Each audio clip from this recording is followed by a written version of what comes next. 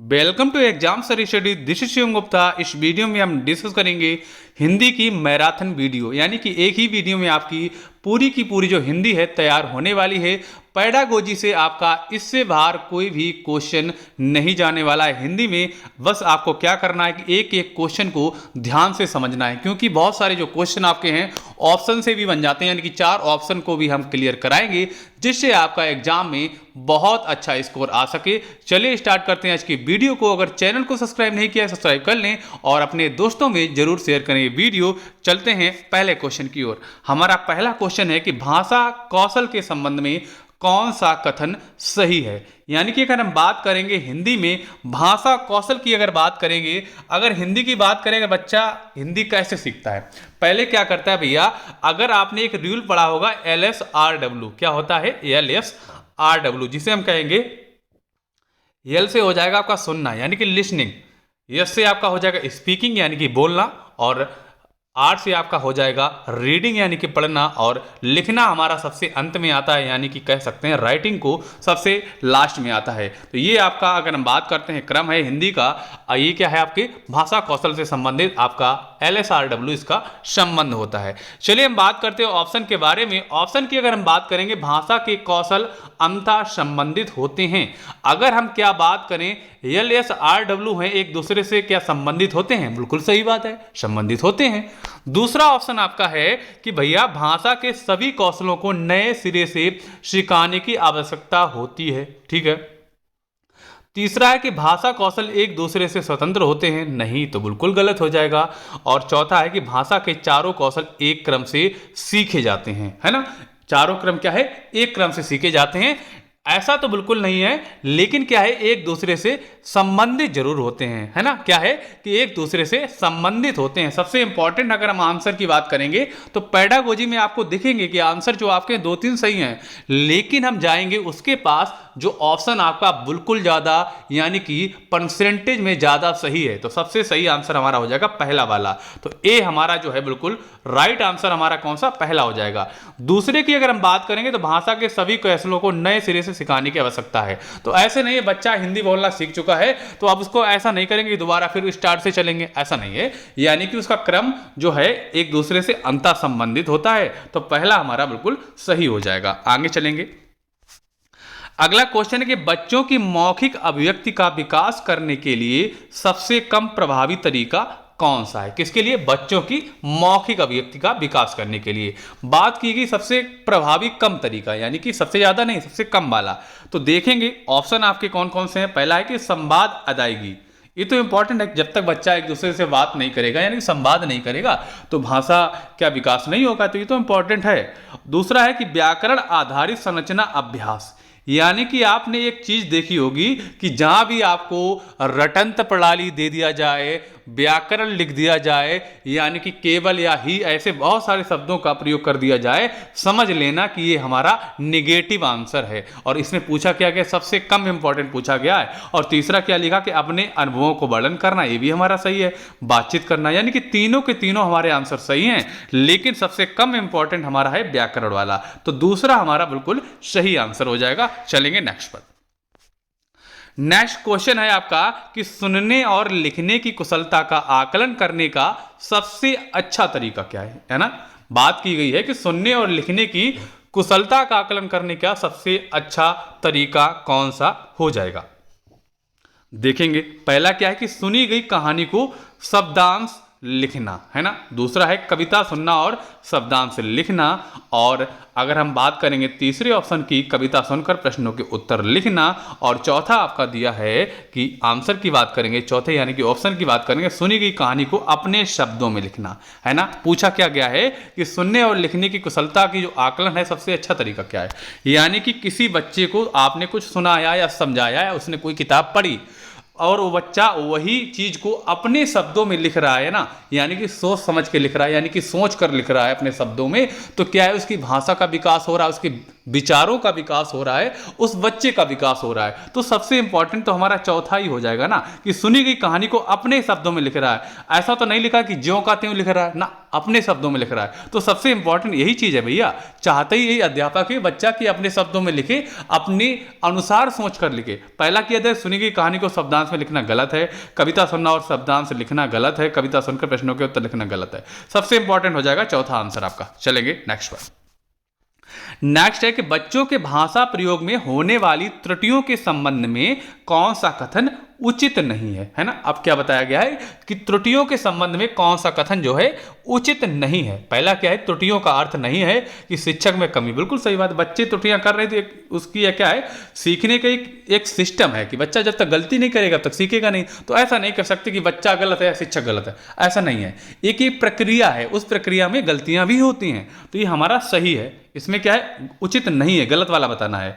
दूसरा है कि त्रुटियों को सीखने की प्रक्रिया एक पड़ाव है। बिल्कुल सही बात, एक पड़ाव है। यानी कि अगर हम बात करते हैं कि इंसान की जीवन में समस्याएं आना एक पड़ाव है ना, समस्या भी आती हैं, उसको सॉल्व भी किया जाता है, तो ये एक पड़ाव है। तीसरा है कि त्रुटियों का अर्थ है कि भाषा अज्ञानता, और चौथा है त्रुटियों के बच्चों की मदद का मार्ग तय करती हैं। बिल्कुल सही बात है, जब तक आप समस्या में नहीं फंसेंगे या त्रुटियां करके नहीं सीखेंगे तब तक आप उसको क्या अपना मार्ग सही कर ही नहीं सकते। तो तीसरा वाला हमारा सही हो जाएगा, क्योंकि यही गलत है। इसमें क्या दिया है कि त्रुटियों का अर्थ है भाषा की अज्ञानता। अगर कोई त्रुटियां कर रहा है तो इसका मतलब ये नहीं कि उसकी भाषा की अज्ञानता है, भाषा के बारे में नहीं जानता, ये गलत है। ये तो बिल्कुल गलत हो जाएगा, तो इसलिए हमारा सही हो जाएगा। आगे चलेंगे। आगे दिया है कि डिस्ग्राफिया से प्रभावित बच्चों को मुख्य रूप से डॉट डॉट में कठिनाई होती है ना। अगर हम बात करेंगे डिस्ग्राफिया में, अगर बच्चे की अगर हम बात करेंगे तो डिस्ग्राफिया में क्या होता है, डिस्ग्राफिया में क्या होता है, ग्राफिया का मतलब होता है लिखना।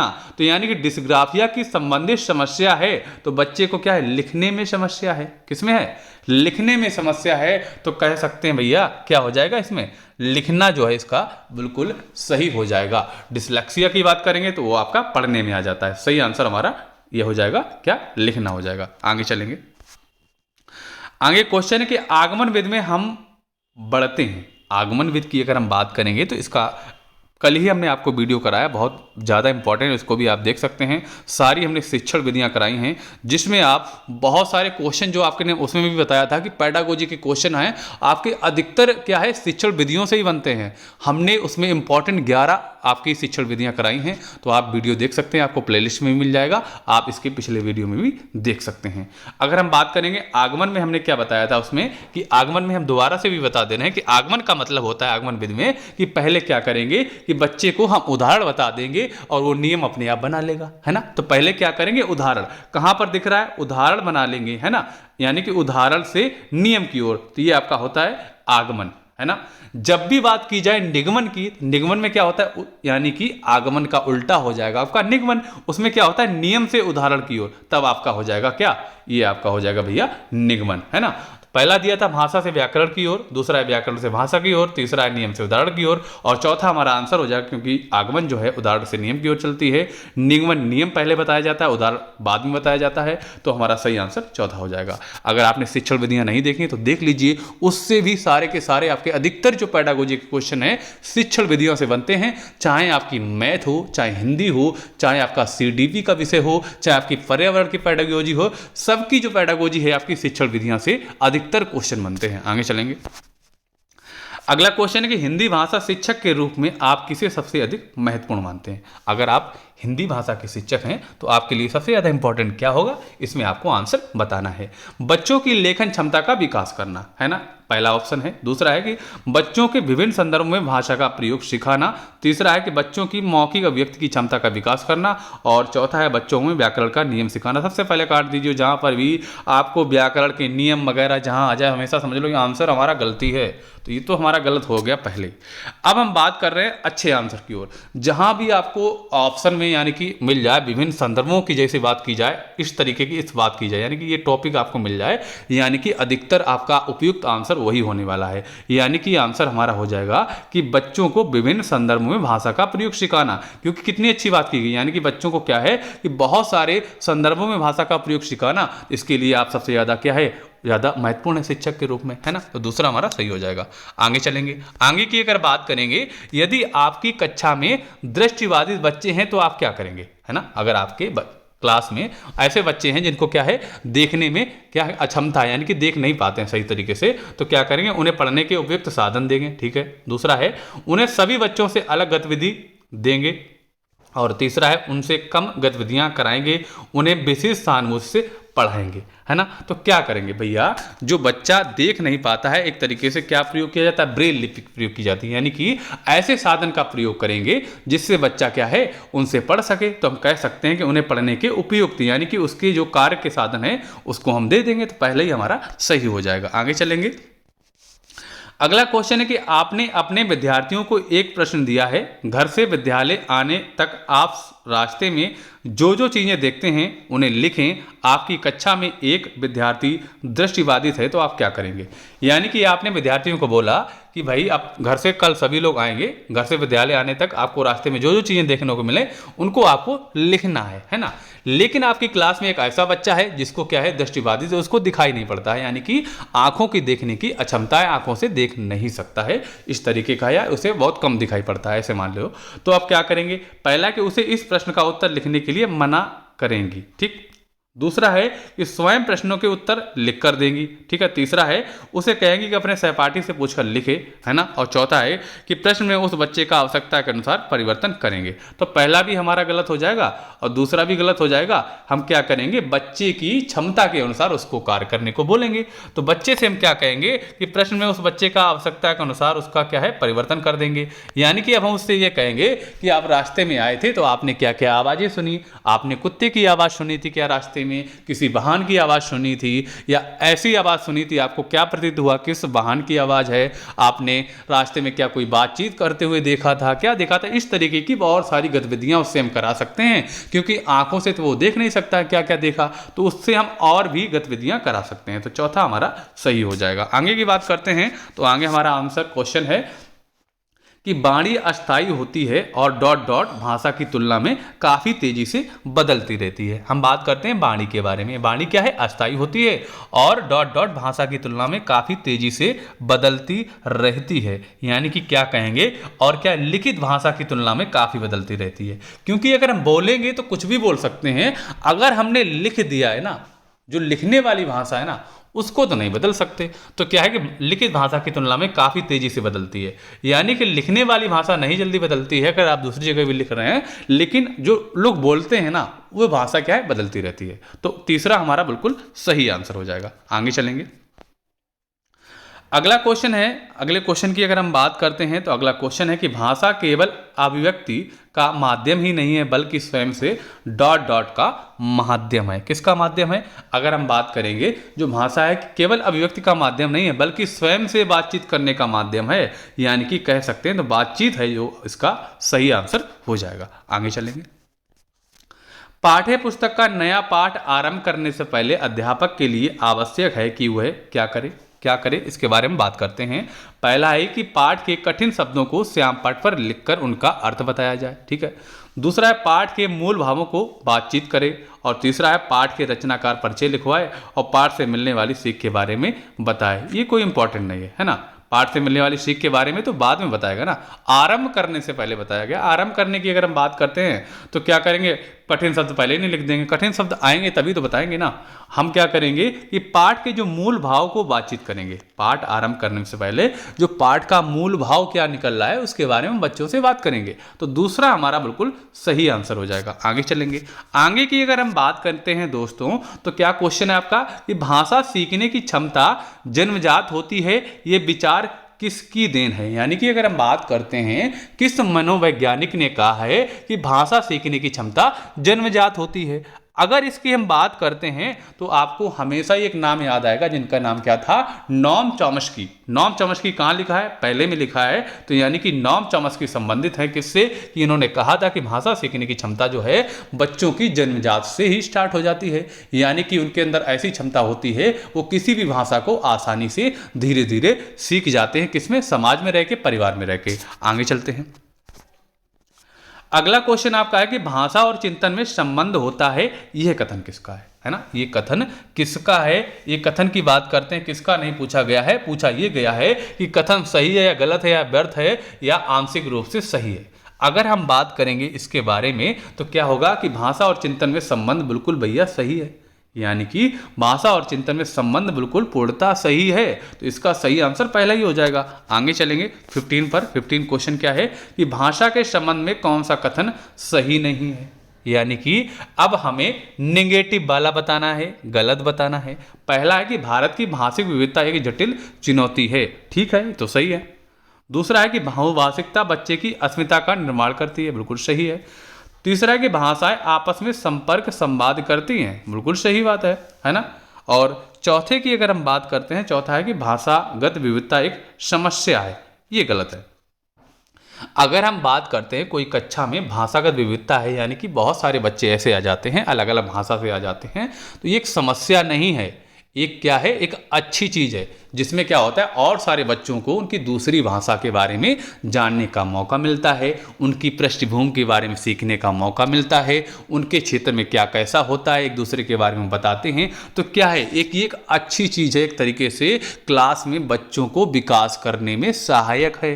तो ये यानी कि गलत पूछा गया तो गलत वाला हमारा यही हो जाएगा, जिसमें लिखा है कि भाषागत विविधता एक समस्या है, समस्या नहीं है ना। तो हमारा यही सही है, गलत ही पूछा गया था ना। और 16 क्वेश्चन नंबर है कि दूसरी कक्षा में पढ़ने वाला जो अक्षय हिंदी की कक्षा में अपनी मातृभाषा में बात करता है तो आप क्या करेंगे, है ना। कक्षा कौन सी है, सेकेंड कक्षा है, उसे बिल्कुल अनदेखा कर पढ़ाते रहेंगे, है ना, अनदेखा तो नहीं करना है ना। बाकी बच्चों से उसकी भाषा सीखने के लिए कहेंगे, ऐसा भी नहीं कह सकते। उसे डांटेंगे कि वह कक्षा में मातृभाषा का प्रयोग ना करे, ऐसा भी नहीं कर सकते। यानी कि कोई भी भाषा का बच्चा हो वो अपनी मातृभाषा का ही प्रयोग करेगा ना। और बच्चा भी कौन सा है, दूसरी क्लास का है, प्राइमरी लेवल का बच्चा हमेशा ही अपनी मातृभाषा में ही बात करेगा ना। तो अगर हम बात करेंगे चौथे ऑप्शन की दिया है कि उसकी भाषा को समझने की कोशिश करेंगे, बिल्कुल सही बात है। उसकी भाषा क्या है, उसकी सहायता करेंगे, उसकी भाषा समझने की कोशिश करेंगे और उसको जो भी समस्या है उसी की भाषा में या उसी की तरीके से ऐसे बता दिया जाए कि बच्चा क्या है, समझ जाए, है ना। तो हमारा सही आंसर चौथा हो जाएगा। चलेंगे नेक्स्ट पर। नेक्स्ट क्वेश्चन है कि डॉट डॉट भाषा की अति महत्वपूर्ण प्रकार है ना। डॉट डॉट डॉट भाषा का अति महत्वपूर्ण प्रकार कौन सा है। तो हम बात करेंगे लेखन है, सुनना है, अक्षर ज्ञान है या संप्रेषण है। तो हम बात करेंगे इसमें सही आंसर की, आंसर हमारा हो जाएगा संप्रेषण। यानी कि जो संप्रेषण यानी कि कम्युनिकेशन यानी कि वार्तालाप भाषा का अति महत्वपूर्ण प्रकार है। यानी कि जब तक बच्चा या कोई व्यक्ति यानी कि बच्चा जो सीखने के लिए तत्पर है यानी कि भाषा सीखना चाहता है, जब तक बातचीत नहीं करेगा तो भाषा सीखेगा कैसे। तो कह सकते हैं संप्रेषण या कम्युनिकेशन, जिसे हम वार्तालाप कह सकते हैं, बातचीत कह सकते हैं, संवाद कह सकते हैं, ये क्या है कि भाषा का अति महत्वपूर्ण प्रकार है जिससे कि भाषा सीखने में सहायता मिलती है। आगे चलेंगे। अगला क्वेश्चन है कि पाठ्य पुस्तक को आधार बनाकर पूछे जाने वाले प्रश्न कौन से हो सकते हैं। तो इसके बारे में अगर हम बात करेंगे, पहला है कि पाठ में दिए गए तथ्यों पर ही आधारित होना चाहिए, ठीक है। दूसरा है पाठ की विषय वस्तु का विस्तार करने वाले होने चाहिए, लिखावट को सुंदर बनाने में सहयोगी होनी चाहिए, स्मरण शक्ति को समृद्ध करने वाले होने चाहिए। अगर हम बात करते हैं पाठ्य पुस्तक को आधार बनाकर पूछे जाने वाले प्रश्न की अगर हम बात करेंगे तो सही आंसर हमारा जाएगा दो की तरफ, यानी कि पाठ है, पाठ की विषय वस्तु का विस्तार करने वाले होने चाहिए, है ना, इस तरीके के प्रश्न होने चाहिए। नेक्स्ट पे चलेंगे। नेक्स्ट क्वेश्चन हमारा है कि निम्नलिखित में किसके अभाव में, है ना, निम्नलिखित में अगर हम कहेंगे किसके अभाव में हम पढ़ नहीं सकते, है ना, किसके अभाव में हम पढ़ नहीं सकते। लिपि से परिचय नहीं है इसके बिना, 12 खाड़ी से परिचय, वर्णमाला की क्रमता का ज्ञान और संयुक्ताक्षरों की पहचान। अगर हम बात करेंगे अपनी हिंदी भाषा के बारे में, इसकी लिपि क्या है, हिंदी भाषा की अगर बात करेंगे तो इसकी लिपि क्या है, देवनागरी है। क्या है, देवनागरी है ना। उसी प्रकार अगर हम बात करेंगे संस्कृत भाषा की लिपि भी क्या है, देवनागरी है। यानी कि अगर हम बात करते हैं जब तक हमें उसकी लिपि के बारे में नहीं पता होगा जब तक हम शब्द ही नहीं पढ़ सकते, है ना। हमें जरूरी नहीं है कि वर्णमाला की हमें क्रमबद्धता पता हो, यानी कि का के बाद खा आएगा, ए के बाद बी आएगा, अगर इंग्लिश में बात करेंगे तो ये जरूरी नहीं है।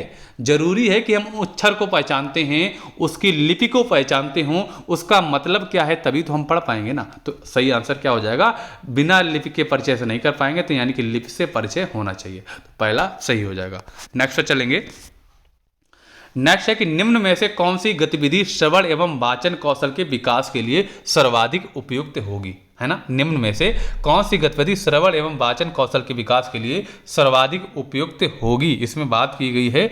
इसके बारे में तो पहला है कि रेडियो समाचार सुनाना, कहानी सुनाकर उस पर बच्चों की प्रतिक्रिया जानना। तीसरा है हाव भाव के साथ कविता बुलवाना, प्रश्नोत्तर सत्र आयोजित करना। क्वेश्चन था कि कौन सी गतिविधि श्रवण एवं वाचन कौशल के विकास के लिए क्या है, सर्वाधिक उपयुक्त है। क्या करेंगे, पहले बच्चों को हम कहानियां सुना देंगे और बच्चों से उसी के बारे में हम क्वेश्चन पूछ सकते हैं, कोई प्रतिक्रिया जान सकते हैं और कुछ उस कहानी के बारे में जान सकते हैं। इसमें क्या है, उनका श्रवण भी हो जाएगा और बच्चों का वाचन कौशल भी हो जाएगा। तो हम बच्चों का क्या है, श्रवण और कौशल, वाचन कौशल दोनों देख लेंगे। यानी कि बच्चे ने जो सुना सही से सुन पाया, नहीं सुन पाया, सुन लिया तो उसका समझने का क्या सिस्टम है, समझ के वो क्या है, वाचन यानी कि बोल पा रहा है या नहीं बोल पा रहा है, उसका जो कौशल है समझने का, वो अपनी बातचीत को रख पा रहा है नहीं रख पा रहा है। तो सही क्या हो जाएगा, कहानी सुनाकर उस पर बच्चों की प्रतिक्रिया जानना। ये हमारा शिक्षक होने का एक मेन क्या है, कार्य है, ऐसा हम कराएंगे। आगे चलेंगे, कौन सा प्रश्न बच्चों की भाषा क्षमता का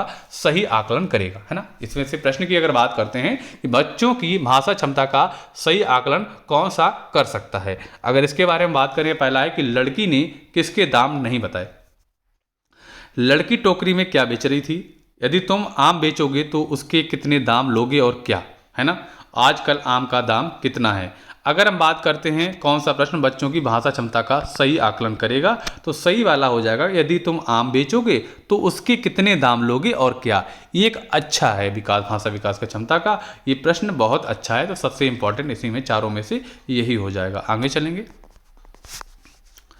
अगला क्वेश्चन है कि निम्न में से किसका संबंध भ्रम से है ना। आपने बहुत सारी चीज़ें पढ़ी कि पढ़ने की अक्षमता, अब ये आगे आपका भ्रम की अक्षमता, एक तरीके से भ्रम हो जाता है, लिखने की अक्षमता, गणित संबंधी की अक्षमता, यानी कि इस तरीके की प्रश्न जो आपके हैं परीक्षा में पूछे जाते हैं।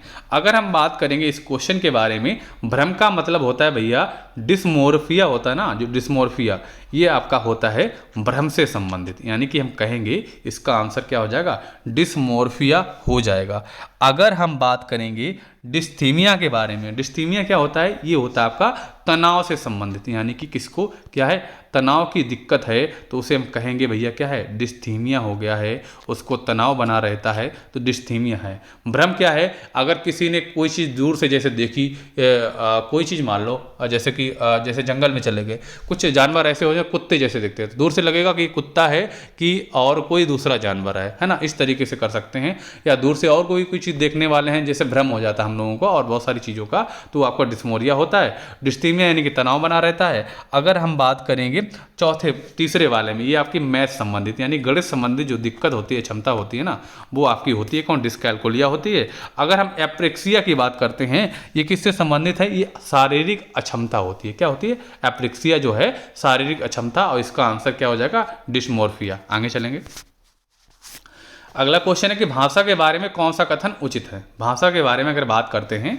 तो कौन सा कथन इसमें उचित होना चाहिए। तो भाषा की अगर हम बात करते हैं, भाषा अनिवार्यता लिखित होती है, ठीक है। भाषा एक नियमबद्ध व्यवस्था है, भाषा का व्याकरण अनुसरण करती है, भाषा और बोली में कभी भी कोई संबंध नहीं होता है। अगर हम बात करते हैं सबसे इंपॉर्टेंट क्या है, भाषा एक नियमबद्ध व्यवस्था है। काफ़ी बार क्वेश्चन पूछा गया है, बहुत इंपॉर्टेंट क्वेश्चन है, क्वेश्चन सारे इंपॉर्टेंट हैं, लेकिन उनमें सबसे ज़्यादा इंपॉर्टेंट ये भी एक क्वेश्चन है, यानी कि क्वेश्चन आपके जितने भी हम लेकर आए हैं सारे इंपॉर्टेंट हैं, जिससे आपके चारों ऑप्शन से और भी क्वेश्चन तैयार हो रहे हैं। तो वीडियो को अंत तक जरूर देखिएगा, जिससे आपका एग्जाम बहुत अच्छा हो। आगे चलेंगे,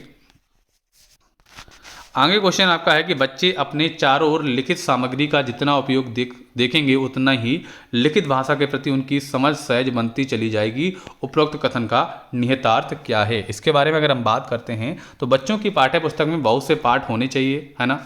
दूसरा है कि बच्चों की अपनी इर्द गिर्द विज्ञापन, होर्डिंग, कैलेंडर, बाल साहित्य, सूचियाँ आदि देखने पढ़ने के अवसर मिलते रहने चाहिए। बच्चों को गृहकार्य में लेखन संबंधी कार्य देना चाहिए। बच्चों को श्यामपट्ट पर लिखे गए तथ्य अपनी कापी लिखने आदि का अधिक अवसर देने चाहिए। अगर हम बात करेंगे इसके आंसर के बारे में, तो सही आंसर हमारा क्या होना चाहिए, सही आंसर होना चाहिए कि बच्चों को अपने इर्द गिर्द विज्ञापन, होर्डिंग्स, कैलेंडर, बाल साहित्य, सूचियाँ आदि देखने पढ़ने के अवसर मिलते रहने चाहिए। सही आंसर हमारा दूसरा हो जाएगा। आगे चलेंगे, भाषा शिक्षण में पाठ्य पुस्तकों के अतिरिक्त कौन सा सबसे कम प्रभावशाली है ना। अगर हम बात करेंगे इसमें कि भाषा शिक्षण में पाठ्य पुस्तकों के अतिरिक्त कौन सा सबसे कम प्रभावशाली कौन सा है, अगर इसकी बात करते हैं तो प्रश्नों के उत्तर लिखना। क्या है? भाषा शिक्षण में पाठ्य पुस्तकों के अतिरिक्त कौन सा सबसे कम प्रभावशाली हो जाएगा कि प्रश्नों के उत्तर लिखना कम प्रभावशाली हो जाएगा।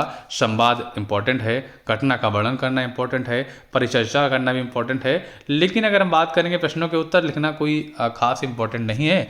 इसमें अगर हम बात करें सबसे ज़्यादा इंपॉर्टेंट हमारे 3 हैं जो हमने इनको बात कर दी है। गलत हमारा एक तरीके से कम प्रभावशाली पहला ही हो जाएगा। आगे बात करेंगे, अगला क्वेश्चन है कि भाषा सीखने में सामाजिक अंतःक्रिया का महत्वपूर्ण स्थान है, इस कथन का संबंध किससे है? बहुत इंपॉर्टेंट क्वेश्चन है, इसको भी आप इंपॉर्टेंट कर लीजिए क्योंकि बहुत ज़्यादा इंपॉर्टेंट है। यानी कि सबसे सरल तरीका क्या है इसमें समझने का, जब भी समाज या सामाजिक अंतःक्रिया की बात की जाए जहाँ पर सामाजिक मिल जाए, अधिकतर उसका सही आंसर आपका हमेशा कहाँ जाएगा? वायुष्की की तरफ जाएगा। कहाँ जाएगा? वायुष्की की तरफ जाएगा। तो कह सकते हैं जहाँ पर अभी आपको क्या है, सामाजिक मिल जाए तो आप हमेशा आंसर क्या करेंगे? वायुष्की करेंगे। तो सही आंसर इसका क्या हो जाएगा? वायुष्की जो है इसका राइट आंसर तीसरा हो जाएगा। आगे चलेंगे, आगे बात करने वाले हैं कि बच्चों में जन्मजात भाषिक क्षमता होती है, इसका एक शिक्षा शास्त्रीय पक्ष यह है कि पर्याप्त अवसर मिलने पर बच्चा क्या कर सकता है। इसके बात करते हैं भाषिक क्षमता जन्मजात किसने कही थी? आपको ने बताया था पहले कि बच्चा जन्म से ही भाषा सीखने की क्षमता रखता है। किसने कहा था? नॉम चॉम्स्की ने कहा था, है ना। ये कथन भी आप याद रखना, कभी कथन भी पूछ दिया जाता है। अगर हम बात करेंगे पर्याप्त अवसर मिलने पर बच्चा नई भाषा आसानी से सीख सकेगा, है ना। इसमें सही आंसर हमारा दूसरा हो जाएगा। आगे चलेंगे, अगला क्वेश्चन है कि लड़के होकर रोते हो, ये कथन किस तरीके का है? अगर बात कोई कहे कि लड़की होकर रोते हो या लड़के होकर रोते हो, नहीं लोग बोलते हैं कि लड़कियां रोती हैं लड़के नहीं रोते हैं, तो ये क्या है? ये एक आपका गलत कथन है ना। ऐसा आप नहीं बोल सकते। अगर आप ऐसा बोल रहे हैं तो इसका मतलब आप क्या कर रहे हैं? तो आप जेंडर को क्या करते हैं? जेंडर वाइज गलत आप कथन अपना बोल रहे हैं। तो कह सकते हैं भाषा को जेंडर की दृष्टि से, है ना, क्या कर सकते हैं? जेंडर की दृष्टि से पढ़ने के लिए बाध्य करता है। तो हमारा सही आंसर दूसरा हो जाएगा, है ना। आगे चलेंगे, अगला क्वेश्चन है कि एक भाषा शिक्षक के रूप में सबसे बड़ी चुनौती क्या हो सकती है? एक भाषा शिक्षक के रूप में सबसे बड़ी चुनौती की अगर बात करते हैं तो पहला है कि बहुभाषिक कक्षा के शिक्षण के लिए उचित रणनीतियां तय करना। यानी कि अगर बात करते हैं एक कक्षा में बहुत सारे भाषा के बच्चे आ गए हैं, तो यानी कि क्लास को तो फायदा मिलता है, लेकिन शिक्षक के लिए समस्याएं हो जाती हैं क्योंकि शिक्षक को मेहनत करनी पड़ती है और कुछ रणनीतियाँ बनानी पड़ती हैं क्योंकि क्लास में अच्छा माहौल रखा जा सके, एक एक बच्चे को सही तरीके से समझाया जा सके। यानी कि कुछ बच्चे ऐसे हैं, यानी कि अध्यापक पढ़ाएगा तो कुछ ही भाषाओं का प्रयोग करेगा, लेकिन कक्षा में क्या है बहुत सारी भाषा को बच्चे हैं, तो शिक्षक को ऐसी रणनीति बनानी पड़ती है जिससे क्या हर बच्चे को एक एक चीज़ को क्या है समझ में आ जाए। तो पहला ही हमारा सही आंसर हो जाएगा। आगे चलेंगे, अगला क्वेश्चन है कि हिंदी भाषा के संदर्भ में एक महत्वपूर्ण उद्देश्य है कि बच्चे ... यानी कि आंसर आपका पूछा गया है। इसके बारे में अगर हम बात करेंगे तो क्या है कि हिंदी भाषा के संदर्भ में एक महत्वपूर्ण उद्देश्य है कि बच्चे कही या लिखी बात का आलोचनात्मक दृष्टि से परख सकें। यानी कि सबसे इंपॉर्टेंट यह है कि बच्चों के अंदर ये क्षमता होनी चाहिए कि जो बात की गई है उसके अंदर का समझ के आलोचना करके या आलोचनात्मक दृष्टि से परख सकें क्या गलत है क्या सही है और हमें क्या सोचना चाहिए। तो सही आंसर चौथा हो जाएगा। विद्यालय कक्षा में समृद्ध भाषाई परिवेश से क्या तात्पर्य है? अगर हम बात करते हैं विद्यालय कक्षा में समृद्ध भाषाई परिवेश से क्या तात्पर्य है, इसके बारे में अगर हम बात करें तो क्या हो जाएगा सही आंसर कि बोलने सुनने पढ़ने लिखने से अधिक अवसर देना, है ना। सबसे इंपॉर्टेंट आंसर हो जाएगा कि बच्चे को बोलने सुनने पढ़ने लिखने के अधिक अवसर क्लास में देना चाहिए। आगे चलते हैं, यानी कि उसको एक तरीके से बाल केंद्रित शिक्षा दी जाए और उसको क्या है स्वतंत्र रखा जाए। आगे चलेंगे, आगे अगर हम बात करेंगे भाषा और ... और एक उत्तम साधन है ना। किसका उत्तम साधन है इसके बारे में अगर हम बात करेंगे तो पढ़ने लिखने का क्या हो जाएगा, भाषा पढ़ने लिखने और संप्रेषण का क्या हो जाएगा, संप्रेषण जहाँ मिल जाए इस तरीके के क्वेश्चन में तो हमें समझ लो कि संप्रेषण वाला सबसे इंपॉर्टेंट है। तो सही आंसर हमारा दूसरा हो जाएगा। आगे चलेंगे, अगला क्वेश्चन है कि अपने विद्यार्थियों की भाषा संबंधी क्रमिक विकास का आकलन करने के लिए आपकी निर्भरता मुख्य रूप से किस पर है? आपकी निर्भरता की अगर बात करते हैं तो आपकी निर्भरता मुख्य रूप से किस पर होनी चाहिए? इसकी अगर हम बात करते हैं 33 नंबर के क्वेश्चन की तो सही आंसर क्या होना चाहिए कि पोर्टफोलियो के अवलोकन पर क्या होनी चाहिए, पोर्टफोलियो के अवलोकन पर क्या है निर्भरता मुख्य रूप से किस पर होनी चाहिए? पोर्टफोलियो। यानी कि अगर बात करते हैं पोर्टफोलियो में क्या होता है, बच्चे के बारे में पता चलता है, बच्चे ने कब कितना विकास किया, आगे बच्चे का क्या विकास हो गया, आगे इतना विकास हो गया, बच्चे ने एग्जाम दिया, आकलन किया गया तो क्या दिक्कत आई, तो पोर्टफोलियो में इसका सब कुछ क्या है, खाका तैयार रहता है। आगे बात करते हैं तो क्या है, उपचारात्मक शिक्षण की सफलता निर्भर करती है। उपचारात्मक शिक्षण की सफलता किस पर निर्भर करती है? इसके बारे में अगर हम बात करेंगे तो क्या है, उपचारात्मक की अगर बात करेंगे तो क्या है कि उपचारात्मक शिक्षण की सामग्री पर करती है, गलत है। मानसिक नियमों के ज्ञान पर करती है, गलत है। समय व अवधि पर करती है, गलत है, तो सही हो जाएगा चौथा, यानी कि समस्याओं के कारणों का सही पहचान करना है ना। उपचारात्मक शिक्षण का मतलब ही क्या है कि समस्याओं कारणों का जब तक सही पहचान नहीं होगा, अब जब सही पहचान हो जाएगा तो समस्या भी सोल्व हो जाएगी, तो कह सकते हैं उसका उपचार भी हो जाएगा, तो सही हो जाएगा हमारा चौथा।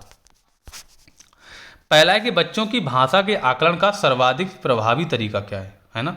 भाषा, बच्चों की भाषा के आकलन का सर्वाधिक प्रभावी तरीका क्या हो जाएगा, इसके बारे में अगर हम दोस्तों बात करेंगे तो पहला है कि प्रश्नों के उत्तर देना, गलत हो जाएगा। प्रश्न पूछना और पढ़ी गई सामग्री पर प्रतिक्रिया व्यक्त करना, ये हमारा इंपॉर्टेंट हो जाएगा। आकलन की बात करते हैं यानी कि प्रश्न पूछना और पढ़ी गई सामग्री पर प्रतिक्रिया व्यक्त करना, ये हमारा इंपॉर्टेंट हो जाएगा, यानी कि 35 का दूसरा हमारा बिल्कुल राइट आंसर हो जाएगा। अगले क्वेश्चन की बात करते हैं, भाषा का अस्तित्व एवं विकास डॉट डॉट के बाहर नहीं हो सकता है। इसके बारे में अगर हम बात करते हैं, यानी कि भाषा का अस्तित्व जो है, विकास समाज के बाहर नहीं हो सकता है, तो क्या आ जाएगा, परिवार के तो बाहर हो गई, यानी कि समाज में भी रख देगा, साहित्य के बाहर भी होगा, तो सही हो जाएगा, समाज के बाहर नहीं हो सकता है ना, तो इंपॉर्टेंट तीसरा है। पहली कक्षा की भाषा अध्यापिका अपने एक विद्यार्थी के भाषाई विकास के संबंध में चिंतित है, क्यों चिंतित है, इसके बारे में अगर बात करेंगे तो पहला है कि विद्यार्थी पठन पाठन में रुचि प्रदर्शित नहीं करता। दूसरा है विद्यार्थी को घर पर बात करने के बहुत कम अवसर मिलते हैं, ये बिल्कुल सही बात है।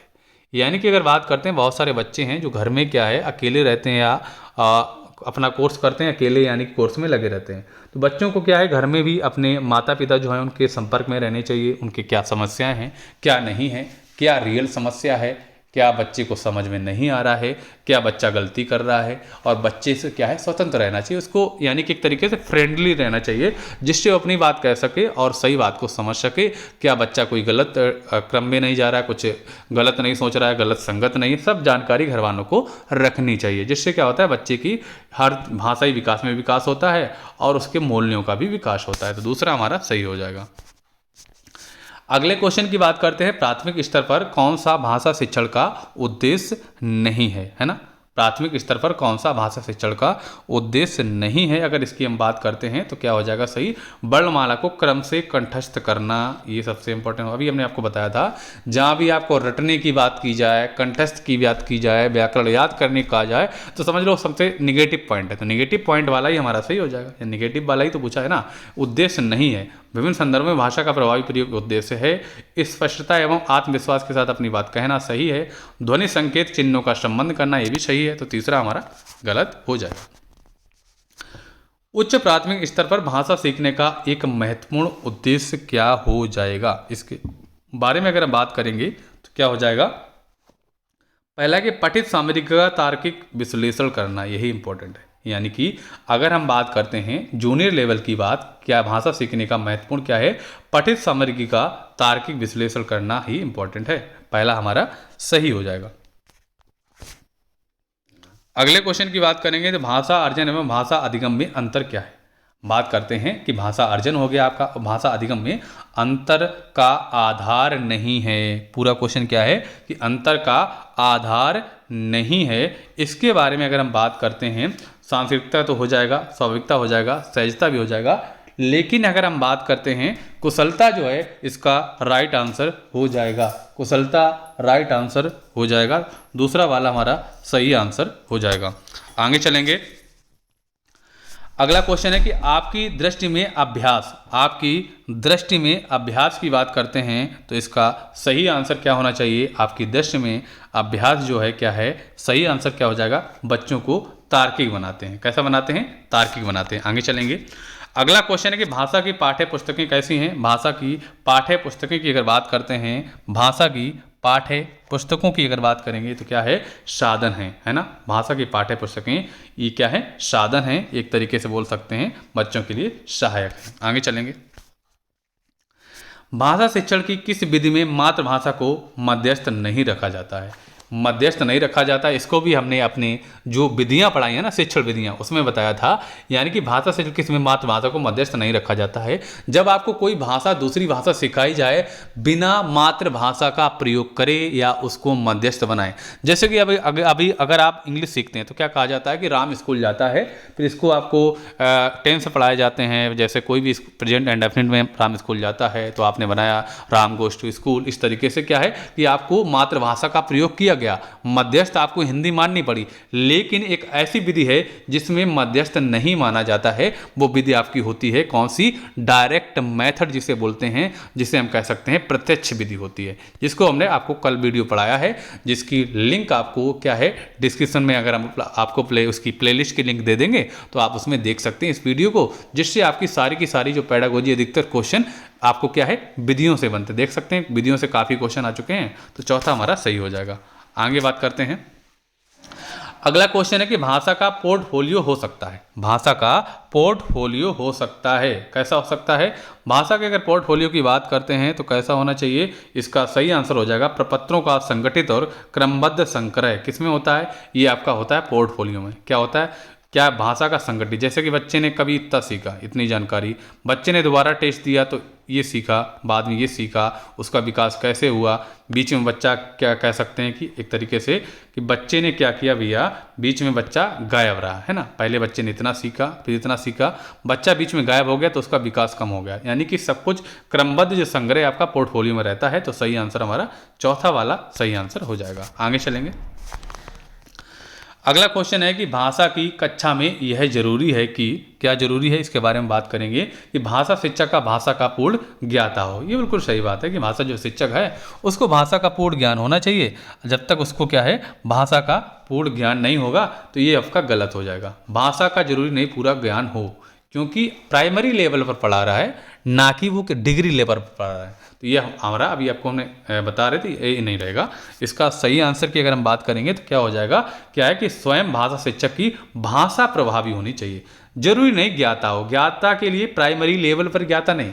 ये क्वेश्चन अगर पूछा जाता आपका, अगर हम बात करते हैं डिग्री लेवल पे, एक तरीके से वो क्या है कि वो क्या है ग्रेजुएशन वालों को पढ़ा रहा है ना, पोस्ट ग्रेजुएशन वालों को पढ़ा रहा है, तब कह सकते हैं उसको भाषा शिक्षक को भाषा का पूर्ण ज्ञान होना चाहिए, क्योंकि बच्चों का लेवल बहुत अधिक है। उस लेवल में शिक्षक को सब कुछ होना चाहिए, उसके साथ साथ उसकी भाषा भी प्रभावी होनी चाहिए। लेकिन सबसे इंपॉर्टेंट अगर हम बात करेंगे यहाँ पर प्राइमरी लेवल पर, स्वयं भाषा शिक्षक की भाषा प्रभावी हो। प्रभावी का मतलब है ऐसी भाषा का प्रयोग करे जो बच्चों को समझ में आए, यानी कि जो उसकी पढ़ाने की विधियां हैं वो बच्चों को समझ में आए, जिससे बच्चों का विकास हो और उनके पोर्टफोलियो में अंकों का विकास हो। तो कह सकते हैं पहला गलत हो गया। दूसरा क्या है, भाषा शिक्षक बच्चों के उच्चारणगत शुद्धता पर विशेष ध्यान हो। ऐसा नहीं है, बच्चा अगर उच्चारण गलत कर रहा है तो उसको करने दो, बाद में धीरे धीरे सुधर जाएगा।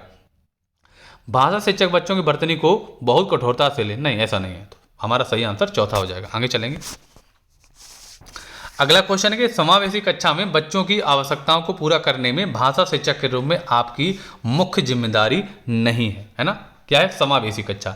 समावेशी कक्षा का मतलब हो जाता है कि ऐसी कक्षा जिसमें कैसे बच्चे हों, होशियार बच्चे हों यानी कि इंटेलिजेंट, सामान्य बच्चे हों, मंद बुद्धि बच्चे हों यानी कि जिनको जल्दी समझ में नहीं आता है ना, उससे भी लेवल कम वाले बच्चे हों।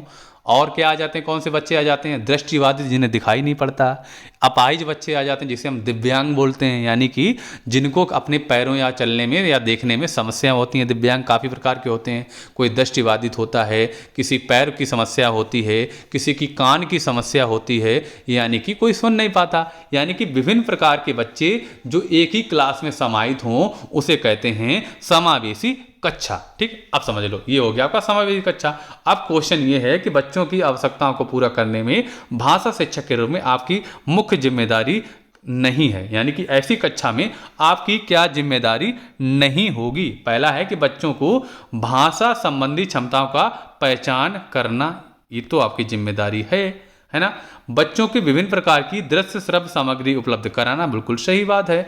यानी कि जो बच्चे देख नहीं सकते तो वो श्रव्य सामग्री से प्रयोग कर लेंगे, और जो क्या है सुन नहीं सकते वो देख के कर सकते हैं। और तीसरा है बच्चों का आकलन करते समय अति उदार बनना। आप उदार नहीं बनेंगे, है ना, आपको उदार नहीं बनना है, यही गलत हो जाएगा। और चौथा है विभिन्न आवश्यकताओं वाले बच्चों के लिए उपलब्ध संसाधनों की खोज करना, ये सही है। यानी कि 3 हमारे सही हो जाएंगे और जो हमारा गलत है वही हमारा आंसर पूछा गया, यानी कि जिम्मेदारी नहीं है, तो तीसरा हमारा सही हो जाएगा। अगला क्वेश्चन है कि भाषा सीखने का व्यवहारवादी दृष्टिकोण डॉट डॉट पर बल देता है। किस पर बल देता है? तो ये भैया बल देता है अनुकरण पर देता है, यानी एक तरीके से कॉपी, है ना। भाषा सीखने का व्यवहारवादी दृष्टिकोण, बच्चे क्या करते हैं, अपने शिक्षक का अनुकरण करते हैं, बहुत सारी चीज़ें जो स्कूल से बाहर सीखते हैं, एक तरीके से परिवार का अनुकरण, समाज के लोगों का अनुकरण करके। लेकिन अगर स्कूल की बात करते हैं तो क्या है, शिक्षक का अनुकरण बच्चे करते हैं, तो पहला सही हो जाएगा। अगला क्वेश्चन है कि एक समावेशी कक्षा में कौन सा कथन भाषा शिक्षण के सिद्धांतों का प्रतिकूल है ना, प्रतिकूल है। प्रतिकूल की अगर बात करते हैं तो पहला है कि व्याकरण के नियम सिखाने से बच्चों का भाषा विकास शीघ्रता से होगा। प्रतिकूल यानी कि गलत, है ना। अनुकूल होता तो ये हमारा गलत हो जाता ऑप्शन, लेकिन पहला ही हो जाएगा। यानी कि भाषा सीखने का भाषा विकास शीघ्रता से होगा, ये गलत बात है, यानी कि गलत वाला प्रतिकूल वाला ही पूछा गया था, तो पहला हमारा सही हो जाएगा। भाषा सीखने सिखाने के संदर्भ में गृह कार्य का उद्देश्य होता है। गृह कार्य का क्या उद्देश्य होता है, इसके बारे में बात करते हैं। सीखने को विस्तार देना होता है। गृह कार्य जो दिया जाता है, आपको बोलते हैं होमवर्क दिया गया बच्चों, क्या है जो सीख रहे हैं बच्चे ना, उनमें विस्तार आता है, यानी कि वो चीज़ उनके अंदर कंठस्थ होने लगती है। एक तरीके से ये बोल सकते हैं कि बच्चे के अंदर समझ आ जाती है ये काम कैसे होता है। कहते नहीं कि कोई चीज़ की जितनी ज़्यादा प्रैक्टिस करेंगे उतने अच्छे तरीके से तैयार हो जाती है, वही चीज़ इतनी ज़्यादा नॉलेज मिल जाती है, तो वही इसका मतलब हो गया। आगे चलेंगे। भाषा सीखने सिखाने के संबंध में निम्नलिखित में कौन सा कथन सही है ना। अब पूछा गया सही है। बच्चे स्कूल आने से पूर्व ही भाषाई पूंजी से लैस होते हैं। बच्चे स्कूल आकर ही भाषा सीखते हैं। बच्चे अपने परिवार से ही भाषा सीखते हैं। बच्चे स्कूल में मानक भाषा का प्रयोग करते हैं, तो ये गलत हो गया।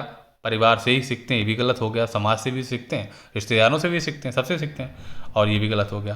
पहला सही हो जाएगा, क्योंकि बच्चे स्कूल आने से पूर्व भाषाई पूंजी से लैस होते हैं, यानी कि बच्चे जब स्कूल पहुंच जाते हैं उससे पहले भाषा सीख जाते हैं। भाषा कैसी, वो जानते हैं। उन्होंने कहा पानी लेकर आओ, तो बच्चा को पता है, यानी कि हिंदी अगर भाषा उसकी मातृभाषा बोलने की है, उस क्षेत्र में हिंदी बोली जाती है, तो बच्चा सारी भाषा बोलना सीख जाता है। यानी कि पापा से क्या मांगना है, पापा से क्या कहना है, मम्मी को क्या मांगना है, उसे पानी चाहिए, खाना चाहिए, क्या चाहिए, बहुत सारी जो भाषा होती है, जो मेन जी उसकी उपयुक्त होती है, भाषा सीख जाता है। तो पहला हमारा बिल्कुल सही आंसर हो जाएगा। अगर दोस्तों आपको हमारा वीडियो पसंद आया तो वीडियो को अवश्य लाइक करें।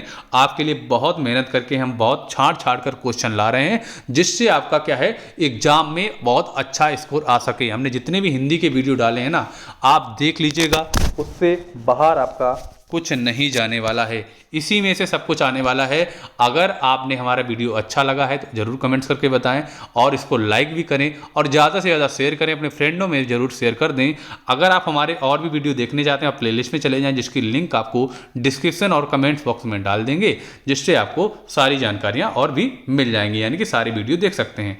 टेलीग्राम में जाकर आप हमारे एग्जाम सर स्टडी से जुड़ सकते हैं, जिसमें आपको डेली की डेली जो PDF है हम आपको हर वीडियो की उपलब्ध करा देते हैं, जिसमें आप उसमें क्लास देखने के बाद या उसमें सारी PDF को आप समझ सकते हैं, सारे क्वेश्चन सॉल्व कर सकते हैं। चलिए दोस्तों, मिलेंगे अपने अगले वीडियो के साथ, तब तक के लिए जय हिंद, वंदे मातरम साथियों।